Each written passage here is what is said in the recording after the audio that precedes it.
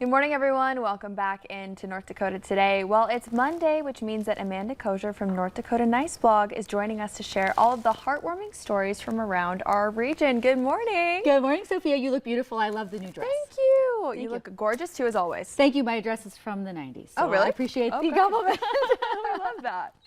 So, okay, let's get into it. Yes. First story it's called Paw Art, like woof woof paw. Okay. The kids, so Bismarck Public Schools right now and the foundation are doing a fundraiser. This is their fourth one, where you, pet owner, either current or former pet owner, send in a picture of your pet, and a student ages from second grade up to seniors will draw a picture of it, and here it is for 20 bucks. So here's an example of, this is very good art. I mean, like, I don't want to, I consistently can say that this is going to be like the best art you're ever going to get of your pet. So 20 bucks, you get a picture of your pet. If you don't have a pet and you want to support it, you can just send $20, and they will draw a picture of a Humane Society pet, and so the money at the end of this goes to the school's foundation. It goes to the Fine Arts program, and then it also goes to the Humane Society, and they have an event for it. And I said, oh, that's so wonderful, you know, couple $100 to everyone. She goes, oh no, we raised $5,000 Oh my goodness. a year. So this is a big thing. It closes on Friday, so that if I'll put a link on my website at ndnice.com, but for anybody who wants to send in their pictures of their pets, these kids are pencils ready, or even they said, you saw the last one was a digital that was art, really good. ready to go. So yeah, I love that. Wow. So how old are these kiddos again? Second grade to seniors in high school. I was going to say, I'm honestly really impressed with these drawings. I know. These are fantastic. They are really, I should draw a picture for everybody so we can do a comparison to this, because this is very good art.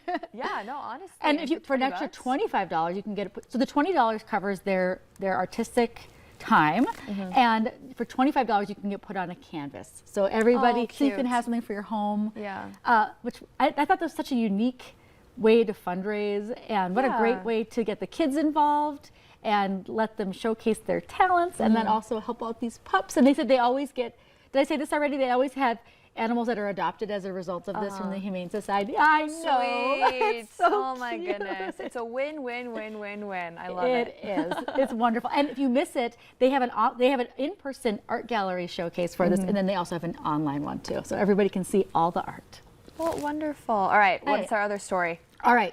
Have you ever heard, we were talking about this at the break, have you ever heard of adult foster care before? No. So I had never heard of this. So adult foster care is, say you can't, so child foster care are children who need a loving home, a loving temporary home. Adult foster care is for seniors who maybe can't live at home for whatever reason. They can live, and they aren't in a position for whatever reason for assisted living. You can do something called adult foster care. And it can be, so it's up to 4, in North Dakota, it's up to 4 seniors or 4 adults. You get these surrogate grandchildren, children. You can actually have your own children. You could do it to your grandparents. Okay, Sophia. Yeah. So I spoke to a woman in Grand Forks named Lynn Frank, who has one of these adult foster homes. It's called, that's Lynn right there, and it's called Serenity Corners. And I said, well, tell me the best part. And she goes, it is just so rewarding. Every part of it. She said she once had a gentleman who was diagnosed with throat and lung cancer, and they needed to move him into somewhere where he could get 24/7 care. And the doctor said, listen, you should give the room to somebody else because he's going to pass away this weekend. Wow. And she said she was feeding him cream of wheat through a straw for the first few days. After a while, he was eating at the table, everything with everybody else. He lived another 18 months, had another birthdays and Father's Days. I know, I'm looking at Jessie right now. She's looking at that. And so she, stories like that where people just need one-to-one love and care. She has I don't know what you would call it, like a community. She has somebody in her home right now, one of her surrogate family members, who they love to go and do errands together. They go to Boston football together. So I think it's just such a great thing. And I said, how did you get into it? She goes, well, I was living in Minot, and I went to buy a condo. And the people selling the condo were moving into a bigger house because they were doing adult foster care. And she said, well, how do you get into this? And they said, well, you would be perfect. She was a former flight attendant. And they said, you're the right personality for this. You would love it. They will love you.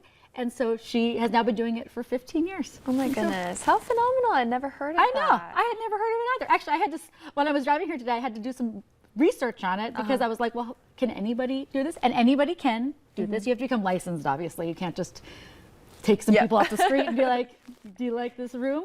But I mean, it sounds like it's a wonderful place for just some attention and some love and people who give. I said, what's your advice for someone who wants to do it? And she said, you have to be very highly organized and you have to really remember that you are doing this for the care of another person. Like it's not for any other reason.